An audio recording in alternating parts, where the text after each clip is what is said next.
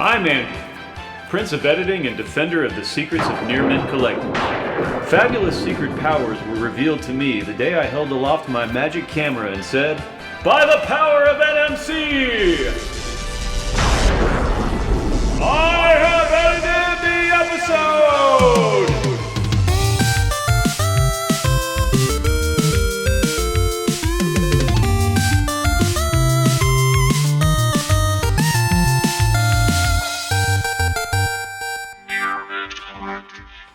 So we're here today to talk about our favorite Netflix cartoons because, you know, a lot of us, especially Tina, spends a lot of time on the couch watching stuff on Netflix. I'm a couch gremlin, what can I say? Couch gremlin, there it is again. So, Andrew had the great idea that we could talk about, you know, what our favorite Netflix cartoons are, share with people in the audience, aka people watching from home, you guys, right.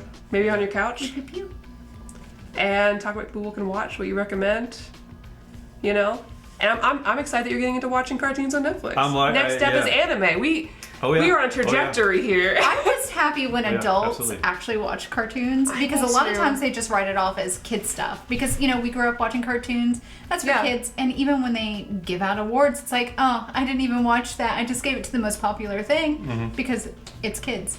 Yeah, absolutely. And that's absolutely me trying to get anyone to watch Craig of the Creek or like Steven Universe forever.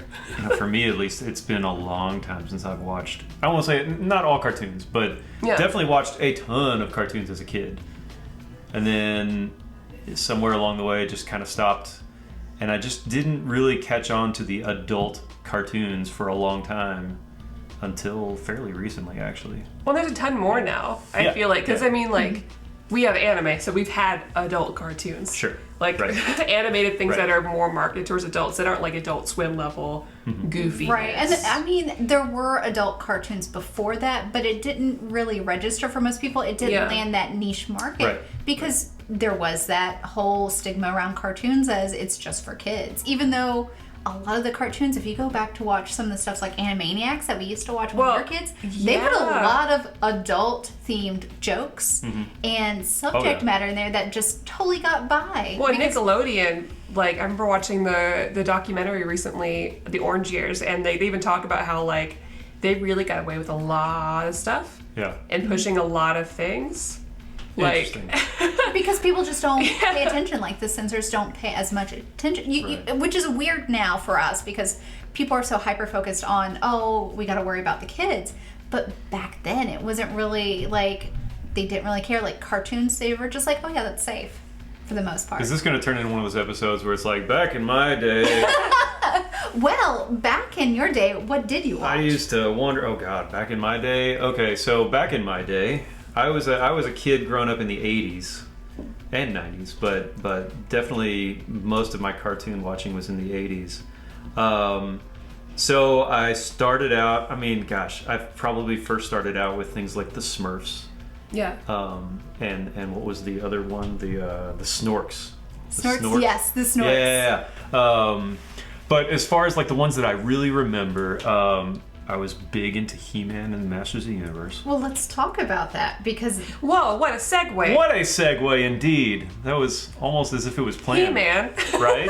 Right? Because, like, a lot of the cartoons that we used to watch back in the 80s, they're getting sort of revisited. Right.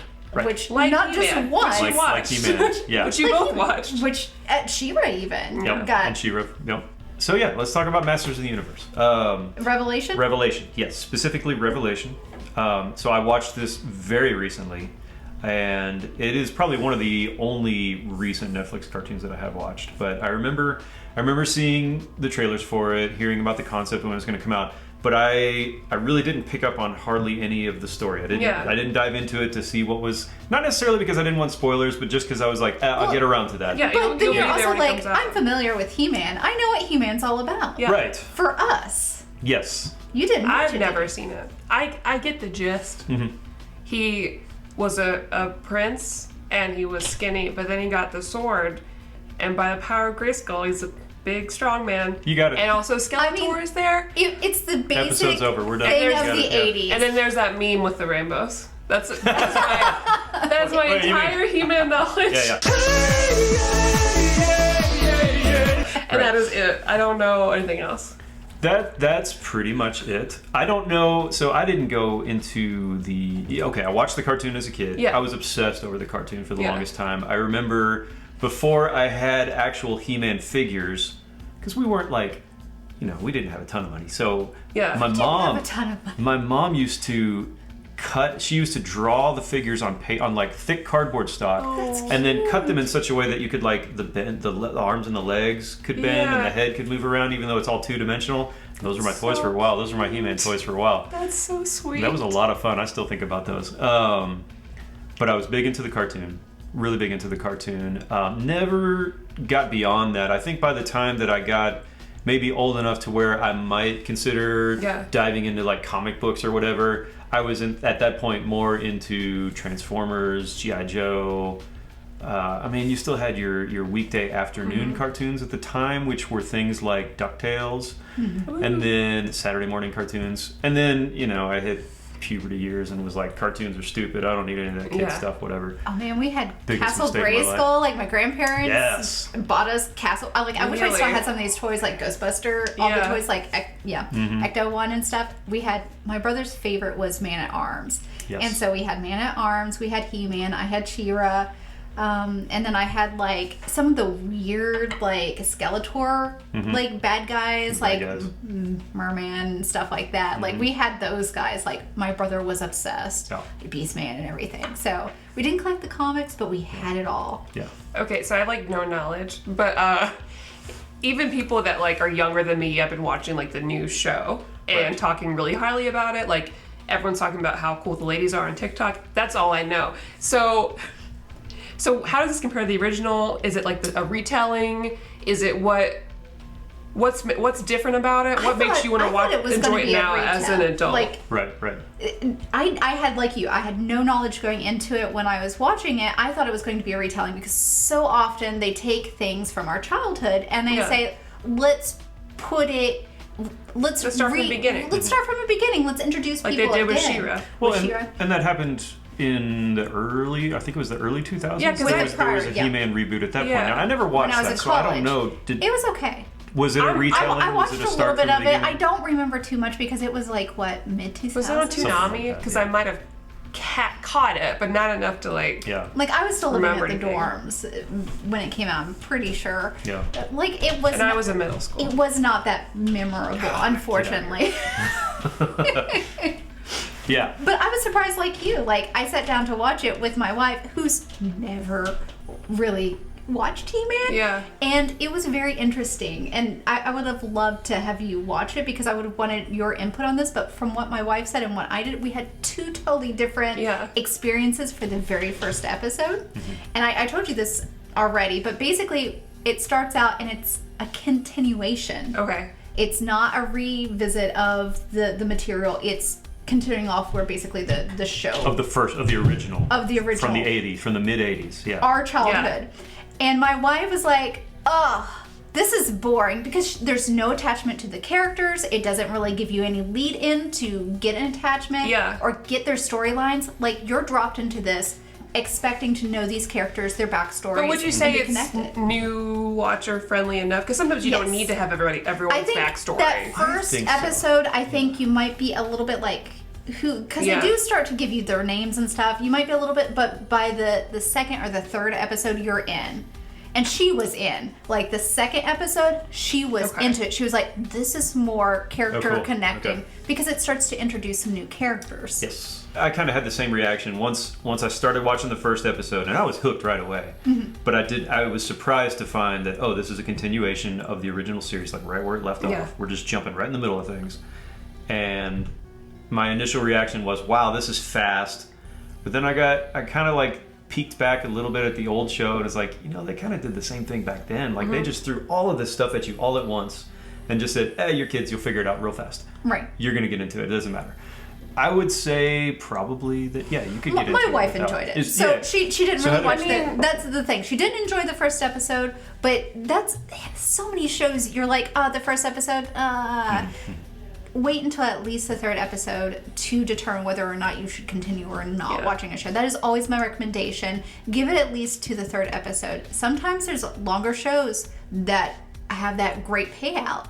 And sometimes you're like, oh, I really can tell I don't like this show. The space barbarian thing is not really an in thing right now, but it makes it work. I mean, that's basically what He-Man is. It's a space barbarian show. Like, it hits that right niche for sci-fi of the 80s. Wait, are they in space? It's not like going into space, but it's very like sci-fi heavy, like blasters. But then they're like, so like riding dinosaurs. There's a mixture of like very ancient world feeling, sorcery, magic, but also technology, like you said, blasters and gadgets and machinery that feel futuristic. Futuristic. Yeah. So it's very kind of. It's dinosaurs in space. Almost. Yeah, it's dinosaurs in space. Not dinosaurs, but dinosaurs in space. Yeah. Right. I can get with that. And I like stuff like Red Sonja a lot. So, like, now that I like that stuff now, just seeing the character style, I'm like, I could probably like it's very Conan the Barbarian. Yeah, Sonja I mean, that'll work meets, for me. Like, not quite Star Wars, but almost. Yeah.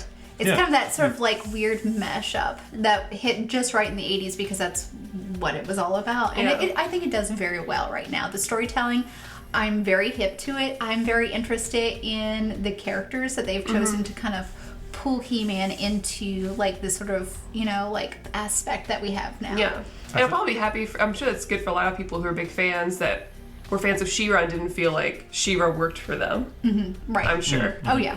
I like this one so much more than the one that came out in the early aughts. Yeah. Like, I say, stick with it. I'm really excited to see how they continue. I know spoilers, but it leaves you on a major cliffhanger at the end, which I was not expecting at all. I wasn't either. They do some things at the very end that you're just like, no, you can't do that. What? That's not how it's supposed to be. Like, my childhood watching every episodic cartoon, like, this is not how it's supposed to happen. Right. And it does feel like they took my childhood cartoon and slowly made it a little bit more adult. Yeah. Which has been a trend. For sure. Totally. I totally agree. And I appreciate that. I really do, because it's something I've grown up with. Now that I'm an adult, I want something a little bit edgier. Well, yeah, I think that those developers realize that now. You see that a lot with like reboots or kind of recontinuations of things where they're like, no, the people that grew up still want that. Yeah. They still want to see those things. They want to read those things. Right. Absolutely. There's a market. Absolutely. It's a continuation of the story. It's a continuation of the universe. It is very much more modern setting. Yeah. And they, the biggest thing that jumps out about this series, right, is the fact that, and this is not a spoiler, everybody's heard it, is that very quickly you find out that the next several episodes are not about He-Man, and they're not about Skeletor. I've heard that. They are about what was in the original cartoon side characters. Yeah. And so it's the adventure of Teela for a few episodes. It's a lot more than that, but if you're going to simplify it. It's a lot more than that, because, I mean, they are still there. They're still the He-Man and Skeletor, they're an ever-present, like shadow over these characters, and it hangs very heavily. Like, even Cringer makes appearance and stuff, and, like, they're still very much entrenched in these characters without having those characters be the focal point. That's right. Nice. That's right. That's the clear distinction that I think maybe a lot of people don't catch on right away, is that they're not saying we're taking this universe and we're rotating 90 degrees and we're just going to talk about these characters from now on. It's not that at all. It is, we're still going to follow this whole story, which has all these characters in it, but for the moment, we're going to dive into a kind of like the plot for now is about these other characters because something happens to the main characters that makes it a little difficult to talk about them at the moment. So it's awesome to see those side characters get some more development and some more screen time that, I mean, I don't remember as a kid. I just don't think they, everybody was a foil to Prince Adam and He-Man. Yeah. I was drawn into the Masters of the Universe Revelation instantly. Like, the first episode hooked me right away. But there's something that happens in episode 4, and I don't want to give too much away, but they dive into a little bit of more of an adult situation, I guess, where, so you've seen this, at some point our heroes have to travel to the underworld. Okay. We'll leave it at that. And they're all kind of facing their own demons, let's just say, and they're facing. And love that trope. Teela's in particular, like you get set up that she's got to face her demons. She's facing off with I won't say who, but somebody in the underworld who is forcing her to face her demons. Okay. And it kind of manifests as a physical fight, but they really like tackle some mental issues that, especially when they started naming the things that she was afraid of and her fears, and I was just like, who is watching me right now? Like, I felt so seen in that. I was just like, and so I like seriously identified with her at this point. I was just like, oh my God, I can relate to this so much. And then, you know, it's probably not too much of a spoiler to say she finds a way to overcome those, both physically but also mentally. And that, I thought that aspect of it, I don't know, maybe just because it touched me and had to do with very particular demons that I've been dealing with for the last couple of years, that I was like, all right, this is really cool.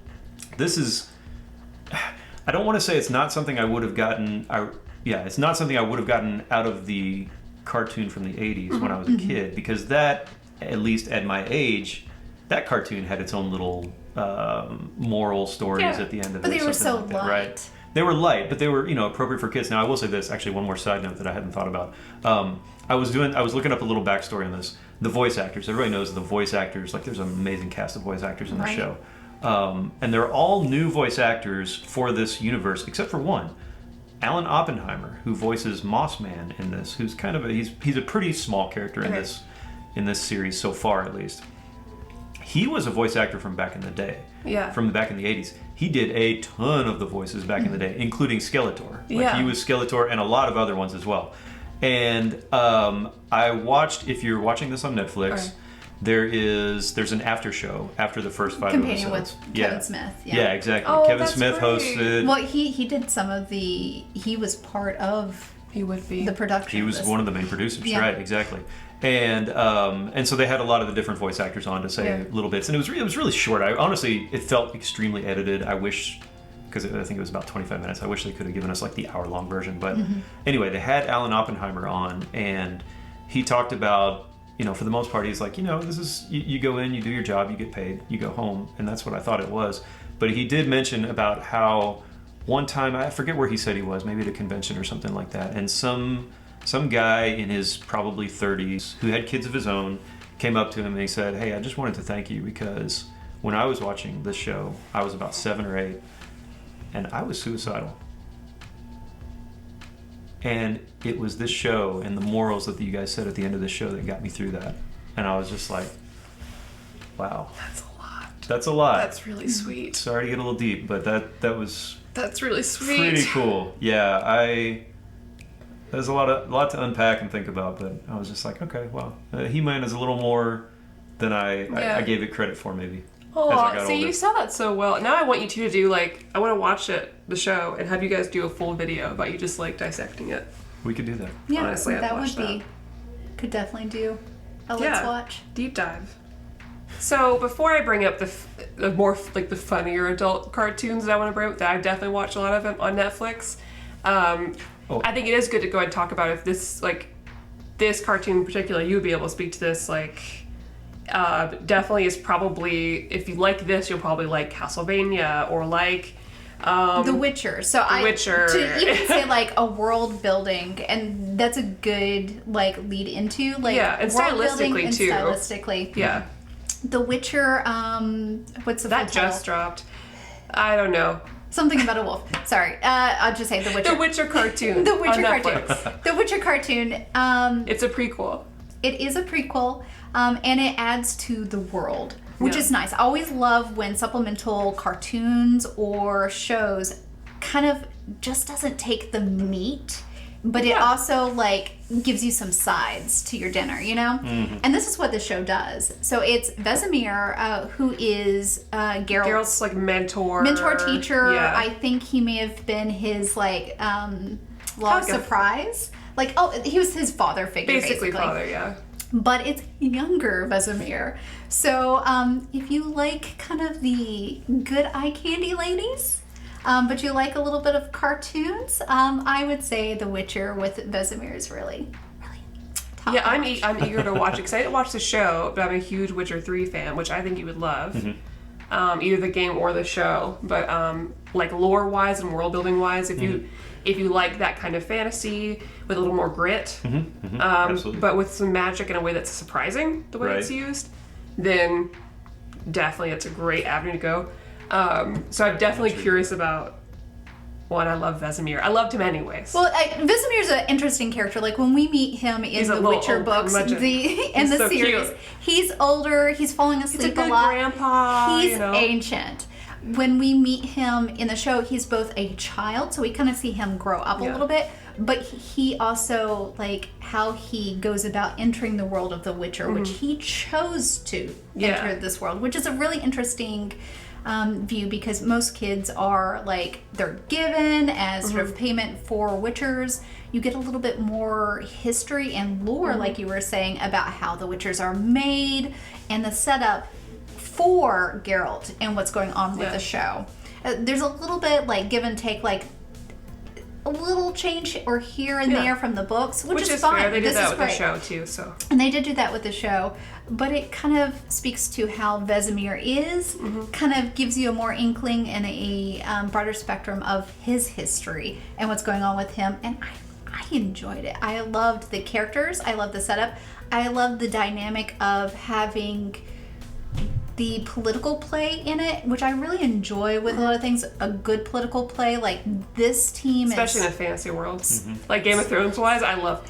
So it's not as deep as Game of Thrones as far as the politics, but it does set it up, because especially it's really interesting. And a little spoiler, but you have Vesemir's old fling. I wouldn't even call it a fling because he left her when she was a child, but she's much older now, and she is very protective or geared towards protecting the Witchers and kind of trying to help their cause. But unfortunately things kind of come through where there's other actors at play in this. But I love it. It is a little gory. I mean, The Witcher is. So. It's The Witcher. And a lot so of these you're gonna have other cartoons, like the more like Castlevania, Blood of Zeus, Dota Dragon Blood, they're a little gory. Yeah. Even that's just HeMan to an extent. I would definitely say bit. like Yeah. it had a little few things I'd be like, if I had really young kids, I probably wouldn't want to watch it around them. But slightly older to like tween age, it's gonna be fine, especially for this. Theirs wasn't so much on screen; it was a little bit more of the implied. Things like you see a saw blade coming and you know where it's going, and they don't show it. But they have the blood. They're just like, Yep. So I mean, it's appropriate for older teens, I think. Definitely adults. But it is more geared towards like the adults who are fans of Witcher. So I would suggest, if you like Witcher the series, please give Witcher Nightmare of the Wolf a chance. Now here's a question, because I haven't done any of the Witcher universe. Is that a good place to start? Yes, okay. I would definitely say that it gives enough info. And it really tells you where the Witchers came from, how they make Witchers, and kind of gives you information, because some of these kids are learning themselves in the Witcherdom, these monsters. So it gives you a good inkling of what the world is about. It doesn't give you so much of what's going on outside of the Witchers, which you do get in the series, but it does give you sort of that main lore of what the Witcher is about. Yes, that might be a good stepping stone for you. It could be a good spot. Yeah. Okay. Yeah, and it's pretty quick. It's easy to digest. There's nothing super hard. You don't need to keep, ends on these small characters like you do in some of the other series or like the main series. You don't need to worry about that here. So it's a nice, refreshing pace. It gives you a good look into the world of Witcher without diving too deep in. Cool. Okay, so now that we've talked about a little bit more of the I guess more like grittier, definitely like very apparent westernized cartoons, right? Very like more realistically drawn, I'd say, a little bit. Now let's get to the goofy stuff. Okay. But still in the adult range. I mean, I'm going to talk about some kid cartoons in a bit, but and I'm going to talk about these three together. Okay, Rob. Because I think like I don't know who else has watched them here at the table, and I think it's a good kind of like trio of things to talk about, which are the more like comedic things, like the kind of shows you'd maybe watch on Adult Swim, but they have some of them have a little more character to them, I think. Cool. And first I'll talk about the more kind of goofy ones, which is Disenchantment and Tuka and Birdie. So Disenchantment is made by the same people who did Futurama.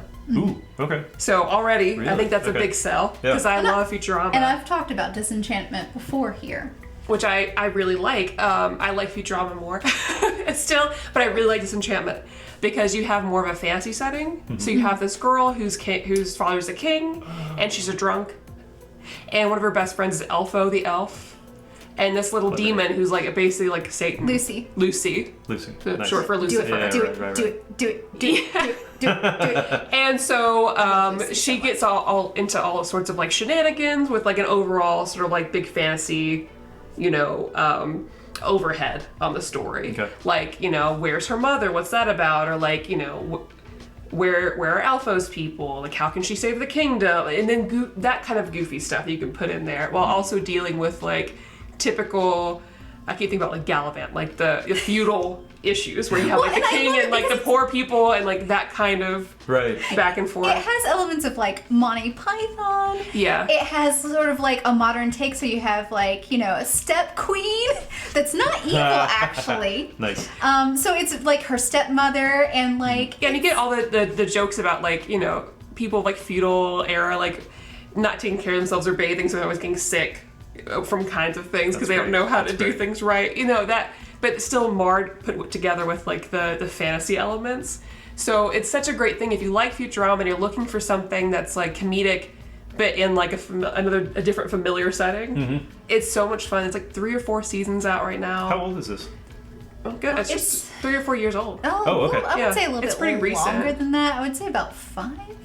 So there's like mid-teens. Yeah. Gotcha. Okay. Late mid-teens, so yeah. Yeah, but definitely super fun. Cool. And it's just a great comfort watch. Like, it's just nice and easy. Those are nice to have. Yeah. Another great comfort watch, because my last one is comforting, but also not. The next one is Tuka and Birdie. So I don't know if you've seen Broad City. It's like a show on Hulu about 2 girls living in New York. Their lives are pretty crazy. That's what I always use Broad City as like this is like Broad City but animated and the women are birds. I've watched some of this and I was interesting that you put it in this sort of like I get where you're saying that it's sort of like this funny kind of, but it has some serious moments in there. Like serious moments. You got 2 prominent female comedians, they're doing the voices.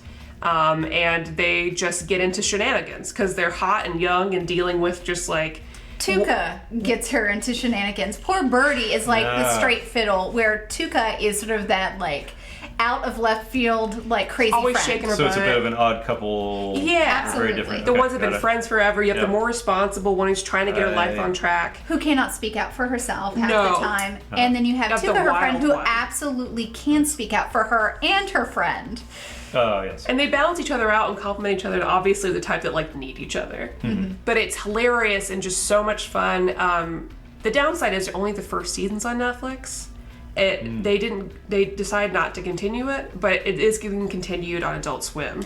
So you'll be able to watch it on HBO Max. Tuka and Birdie, like I really had mixed feelings. Like I watched a little bit of it, and then I kind of was like, I'm not really driving with this show. And then I watched a little bit more of it. Like I think it's mid-level. You have to hit the right timing for yourself to watch it. I feel like I ate it up. You ate it up. And I think this one isn't going to be everyone's cup of tea. It's kind of weird. It's very BoJack Horseman, but with some sillier turns, like sort of like wild world building. The animation's real psychedelic sometimes. The animation is definitely psychedelic sometimes. All right. And I think that was part of the thing. Like they're dealing with some very heavy real world stuff, but they're trying to take the things women a little deal bit with lighter. Yeah. And I think that was probably what was a little bit off-putting for me, was some of the things that like I was just like, oh, this is just so weird, this juxtaposition, what's going on screen with the material they're talking about. But I totally love Tuka as a character. Oh, so Birdie much fun. is definitely me. I feel that. Yeah, I'm not as wild. No. And so that gets me to my last funny one, and I'm kind of running through it, but I want to make sure these are my 3 I really like. There's other stuff on Netflix that's like comedic cartoons that are too much for me. Like Midnight Gospel? Midnight's Gospel I like, it just gets a little weird. It's weird, that's psychedelic. Big Mouth. Big Mouth is not my deal. Okay.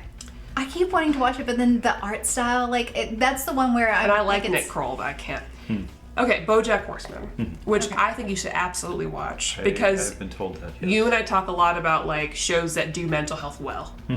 Now, BoJack Horseman is a great watch. There's a lot of funny bits, but there's a lot of just really depressing bits. Okay. Because you are watching this man who was an actor in the 90s on a famous TV show. It's in the opening. Right.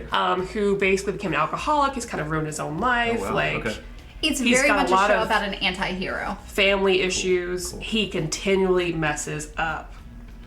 But man, it is, you really go through some stuff with the characters, and you have a main character who really sucks.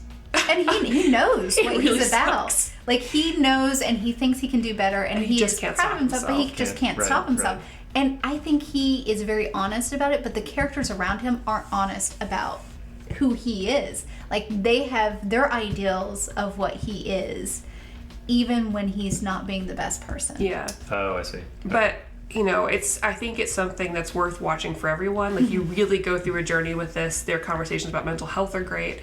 Their representation of different types of characters, because you have his roommate. It was a big deal because he comes out as asexual, which is something we never really saw anywhere.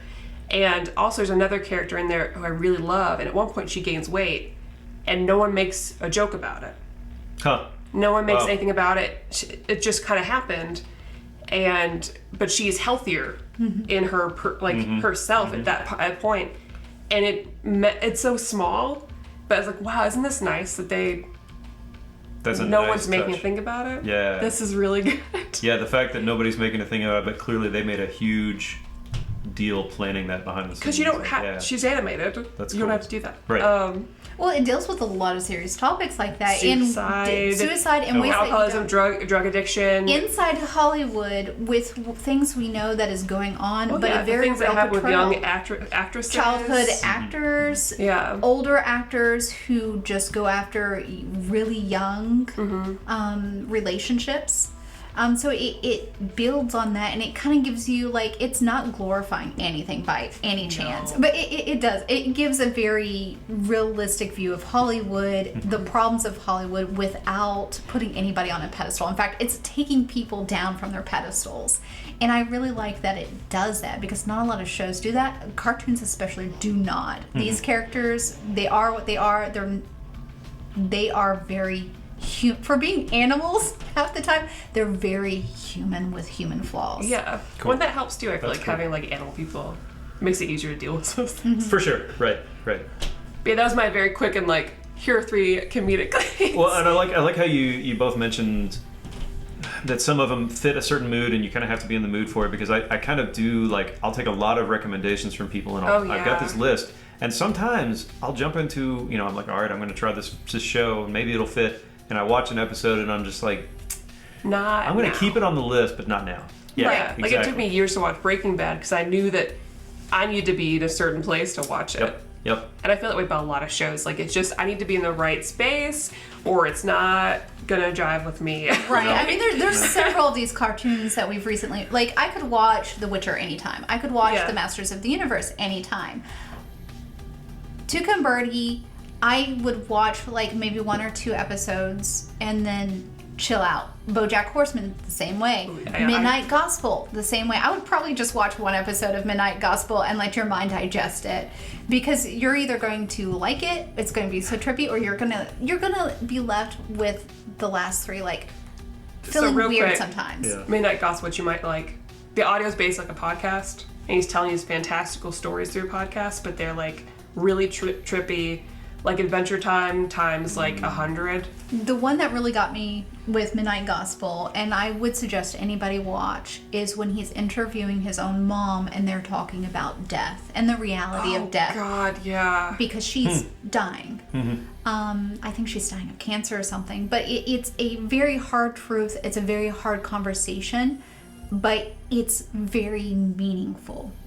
And it's very real. I will say, like, some of the episodes, like, were too trippy or just weird. Or just... wasn't the way he did it something like where he had the actual conversations first and then did the animation around them or something? Like, something. Basically, imagine me coming to you and be like, hey, we're just going to talk nonsense on a podcast. And I'm going to animate it really weird. Like, they kind of have a theme, but then it kind of, like, just meanders sometimes. Yeah, it's super weird. But this one is very purposeful. And I think it spoke a lot And it was just a very real conversation. You felt that with that one. Some of them kind of are hit and miss. Some of them are very, very weird. Yeah. But I say give it a chance. I think, especially if you have to watch one, watch that episode.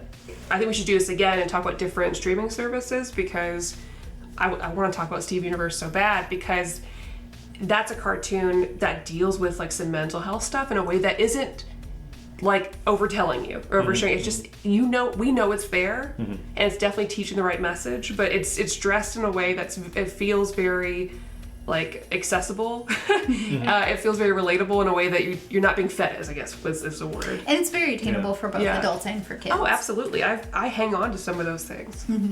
But it's interesting to follow. Yeah. And I would definitely love to do this again with you all, and either talk about different genres or like go to different streaming services and talk about stuff, because there's so many different little pockets now. Right.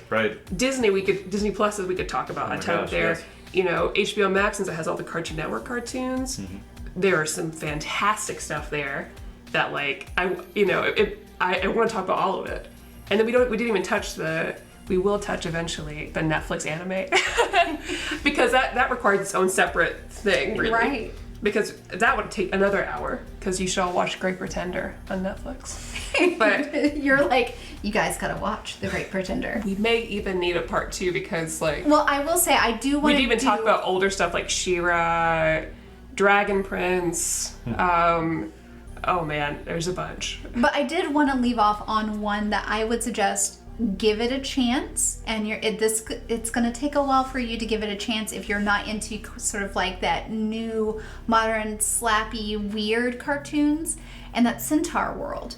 Like, I dropped it so many times because it is just so weird. It's so weird. It's so crazy. Everything's okay, and this is me. She's actually watched it. I haven't. Yeah. I've just seen the trailer, but everything is like imagine like a place where it's Centaur World, but like different kinds of centaurs, basically. Everything's a centaur. Bugs are centaurs. Fish are centaurs. So think like half horse. Everything. Well, it's not even necessarily half horse. There's 4 legs and like either a person or an animal person thing attached to it, and they are just crazy. It's stupid a lot of the times. The jokes can be so stupid. Like, my wife watched the first episode, and you're like, you think you're getting something completely different because you're like, oh, this is really cool. Like, it starts out with a human and a horse she's riding, and they're battling, like these lizard people, and it's just like really dark and heavy, and you're like, wow, this is actually really interesting. This is weird. Why was I watching like previews with this like weird pink creature and weird stuff? And then this is the very first episode. I don't think it's really spoiler, but a portal happens and the horse gets sent without her rider to this world called Centaur World. And you get little inklings that there's something darker going on, because obviously these two are connected. This world where they're fighting these lizard people, something bad's going on with, this human and stuff, with the Centaur World. And you kind of slowly get these two back together. It takes a while. The ending is so worth the watch, because it basically sets you up for something very sinister and dark. I wouldn't say very sinister, but it's not like our adult cartoons, but something is going on, and it's really nice. I enjoyed it, but it's one of those shows where it's a long payoff. You're going to have to go through a lot of stupid jokes for that payoff. Hey, my wife we all watched it. I mean, I loved it. Some of us watched Adventure Time, and a lot of it was dumb. But some of it was very worth it. Some of it was really worth it. Dumb. All right. Very worth it. All right, I dig it. PJ's cereal party and cartoons. Oh yeah, can we just wear pajamas every time we do this now? Absolutely. That sounds great. Why didn't we do that? I don't know. Next time. In today's story, we learned that Maddie, Tina, and Andrew enjoy watching cartoons as adults, and that's pretty great. You know what else is pretty great? Liking this video, subscribing to our channel, and leaving comments down below letting us know, what cartoons do you like to watch? We're gonna bleep that out. That's my job. All right. Now that you've made Maddie cry. Now that I've wrecked the show here. For it being an animated show. Good stuff for a second. Let us be your friends. Hang out with us on a Tuesday. I don't know when this comes out. Feels like a Tuesday. Bye-bye. Cool.